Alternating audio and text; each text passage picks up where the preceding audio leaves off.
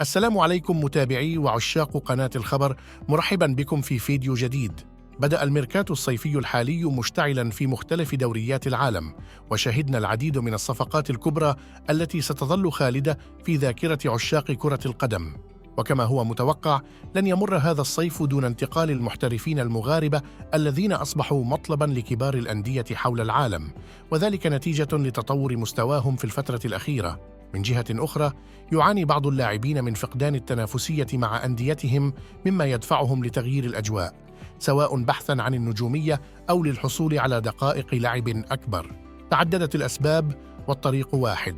ابقوا معنا لمتابعة المزيد من أخبار الميركاتو وأحدث الصفقات في عالم كرة القدم. في مقطع اليوم سنتناول الوجهات المحتملة للنجوم المغاربة في الميركاتو الصيفي الحالي، بالإضافة إلى بعض الصفقات التي تمت رسمياً. يحيى عطية الله، فلم يكن انتقال الظهير الأيسر السابق لفريق الوداد إلى الأراضي الروسية موفقاً.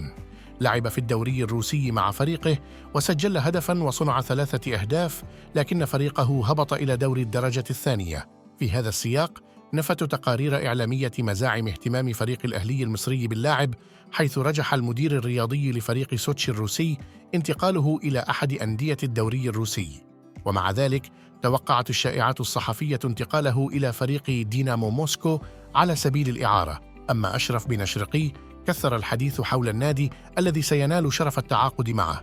كانت تقارير سابقة قد أشارت إلى قرب عودة اللاعب إلى صفوف الزمالك في فترة الانتقالات الصيفية الحالية، لكن ظهرت تقارير جديدة تفيد بوجود اهتمام من طرف فريق سعودي يسعى للتعاقد مع اللاعب. ورجحت التقارير أن يكون نادي الرائد السعودي. لن يجد أي فريق صعوبة في استقطاب بن شرقي، خاصة بعد انتهاء عقده مع فريق الريان. سينتقل أشرف بن شرقي بشكل مجاني إلى أي فريق يقدم عرضاً مغرياً يلبي تطلعاته. يشار إلى أن الجناح المغربي خاض هذا الموسم 21 مباراة في جميع البطولات، سجل خلالها 10 أهداف وصنع 6 آخرين. بلال الخنوس، العروض القوية التي قدمها مهندس الوسط في الملاعب البلجيكية جعلته محط اهتمام كبير من مختلف الأندية الأوروبية، إلا أن قيمته التسويقية الكبيرة ستكون عائقاً في تحقيق ذلك، حيث بلغت 30 مليون يورو، وهو أغلى لاعب في الدوري البلجيكي. بالإضافة إلى ذلك، فقد حقق لاعب الوسط جائزة أفضل لاعب في الدوري، وهو الأمر الذي جعل أعين الأندية الأخرى تراقب عن كثب وضعيته مع فريقه البلجيكي.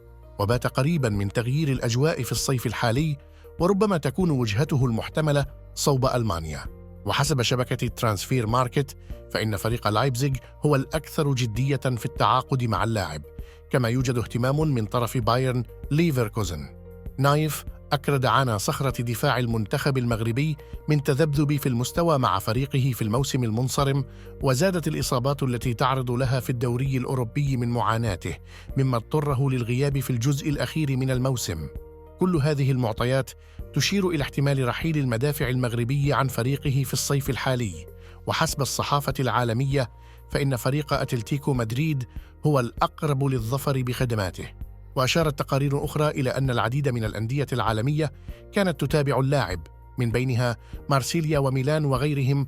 أيوب الكعبي جذب أنظار العالم بأدائه التاريخي في الملاعب الأوروبية، حيث قاد فريقه اليوناني لتحقيق لقب دوري المؤتمر الأوروبي بعد تتويجه بلقب هداف المسابقة بتسجيله 11 هدفاً.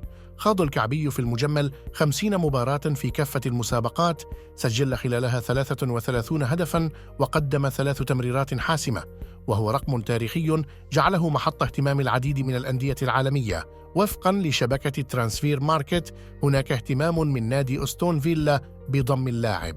كما زعمت التقارير الصحفية أن هناك اهتماماً من الناديين الصاعدين إلى الدوري الإنجليزي الممتاز، بالإضافة إلى نادي بولونيا الإيطالي ومارسيليا الفرنسي وأندية إسبانية مثل ختافي ولاس بالماس. سفيان رحيمي، التألق اللافت للمهاجم الرجاوي السابق جعله محط أنظار العديد من الأندية حول العالم، خاصة بعد أدائه الأسطوري في دوري أبطال آسيا، حيث قاد فريق العين لتحقيق اللقب القاري للمرة الثانية في تاريخ النادي. تمكن اللاعب المغربي من إنهاء موسمه بمساهمة تهديفية بلغت 23 هدفاً ما بين التسجيل والصناعة، حيث سجل 23 هدفاً وقدم 13 تمريرة حاسمة لزملائه. وزعمت تقارير إعلامية أن هناك عرضاً رسمياً من فريق اتحاد جدة السعودي للتعاقد مع اللاعب.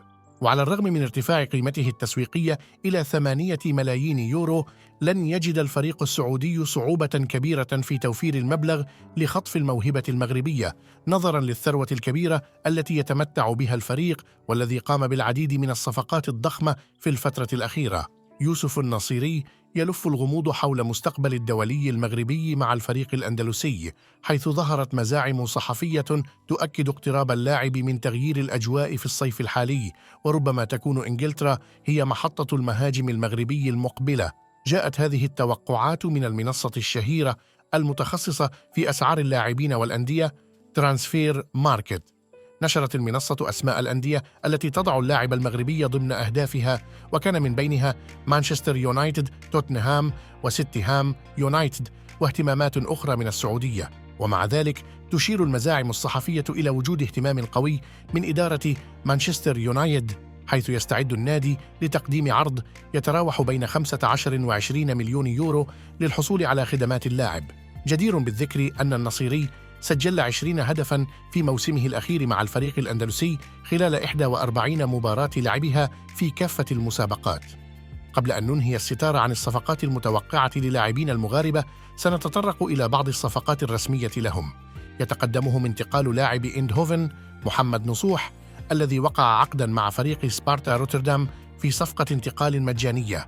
ومن جهته اشترى فريق أمبولي الإيطالي عقد الدولي المغربي يوسف مالح مقابل 5.5 مليون يورو ليصبح لاعباً دائماً في الفريق بعد أن قضى فترة إعارته للفريق لمدة موسم واحد. كما تمت صفقة انتقال شادي رياض إلى كريستال بالاس الإنجليزي. إذا أعجبك الفيديو لا تنسى أن تترك لنا تعليقاً أسفل الفيديو والاشتراك في القناة وتفعيل الجرس ليصلك كل جديدنا.